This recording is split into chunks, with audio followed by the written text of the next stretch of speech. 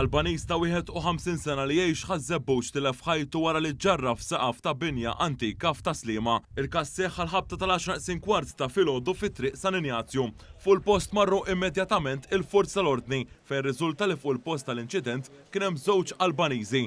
Wieħed minnhom ta' 31 sena irnexxielu joħroġ waħdu minn fuq il-post u teħet l-isptar Mater Dei u aktar tard ġie ċertifikat li weġġa ħafif. Membri mid-Dipartiment tal-Protezzjoni Ċivili wettqu operazzjoni biex jinstab ir-raġel ieħor u nstab ftit tal-ħin wara iżda sfortunatament ġie ċertifikat mejjed fuq il-post. Bil-każ ġie infurmat il-Maġistrat tal-Assa Filip Galja Farrugia li fetaħ inkjesta. Filwaqt l-investigazzjoni tal-Pulizija, l-Awtorità għas-Saħħa u s-Sigurtà fuq il-post tax-xogħol u l-Awtorità għall-Bini u l-Kostruzzjoni għadhom għaddejn. Sa dan it-tant stqarrija mill-Awtorità għall-Bini u l-Kostruzzjoni innotat li x-xogħol fuq il-post fejn tilef ħajtu l-Albaniż kienet isir mingħajr permessi tal-Awtorità tal-Ippjanar. Ir-riżulta li x-xogħlijiet li kienu qed isiru fil-partijiet ta' ġewwa tal-proprjetà ma kellhomx l-approvazzjoni kompleta tal-Awtorità tal-Ippjanar hekk kif din kienet għadha pendenti u anqas ma kien hemm applikazzjoni mal-Awtorità tal-Bini u l-Kostruzzjoni u għaldaqstant ma kien hemm ebda permess għax-xogħlijiet.